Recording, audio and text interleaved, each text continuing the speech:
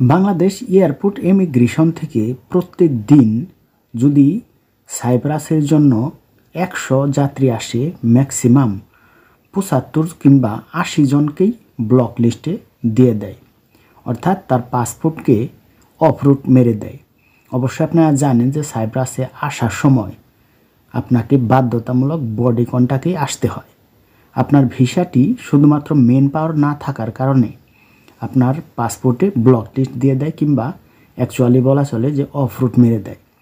তো এই বিষয়টা অবশ্যই আপনাদের জেনে রাখা উচিত যারা সাইপ্রাসে আসতে চাচ্ছেন, কারণ এই যে আপনাদেরকে আজকে নিউজটি দিচ্ছি কিংবা আপডেটটি দিচ্ছি, এটা কিন্তু কারো কাছে শুনে নয়, আমার কাছে আমার সাথে যে ঘটনাটা হয়েছিল ইমিগ্রেশনের সেম সেই বিষয়টা আপনাদের সাথে শেয়ার করতেছি। কারণ যেহেতু আপনারা আমার ভিডিওটি দেখেন, আমার চ্যানেলটা সাবস্ক্রাইব করছেন শুধুমাত্র সাইপ্রাসে আসবেন বলে আমার চ্যানেলটি সাবস্ক্রাইব করছেন কিংবা আমার কথাগুলো শুনেন, যার কারণে মনে হলো যে যারা সাইপ্রাসে আসবেন আপনাদের পাসপোর্ট যেন কোনোভাবে ব্লক লিস্টে না যায় কিংবা অফরুট না মেরে দেয়।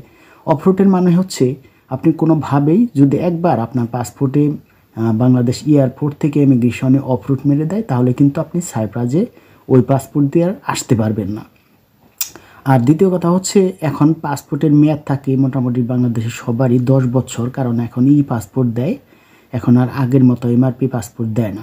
তো সেক্ষেত্রে আপনার পাসপোর্টে যদি অফরুট মেরে দেয়, আপনি কিন্তু নতুন করে পাসপোর্টও বানাতে পারবেন না, আর অফরুটও আপনি কোনোভাবেই ভাঙাতে পারবেন না। অর্থাৎ যে কমপ্লেনটা আপনাকে দেওয়া হয় এটার মানে এটাই বোঝায় যে আপনি অবৈধভাবে সাইপ্রাস যেতে চেয়েছিলেন, আপনার যে ভিসাটি আপনার হাতে আছে এটা মেন পাওয়ার করা নেই, অর্থাৎ বাংলাদেশে সাইপ্রাসের এম্বাসি না থাকার কারণে সেটা কিন্তু অনুমোদন নেই, যার কারণে আপনার পাসপোর্টকে ব্লক লিস্ট কিংবা অফরুট মেরে দেয়।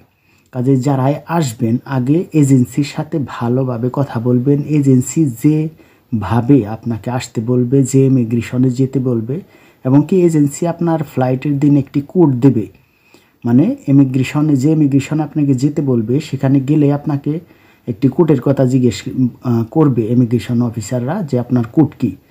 তো আপনার এজেন্সি যে কোডটা বলতে বলবে সেই কোডটা যদি আপনি বলেন তাহলে কিন্তু ইমিগ্রেশন থেকে আপনাকে ছেড়ে দেবে।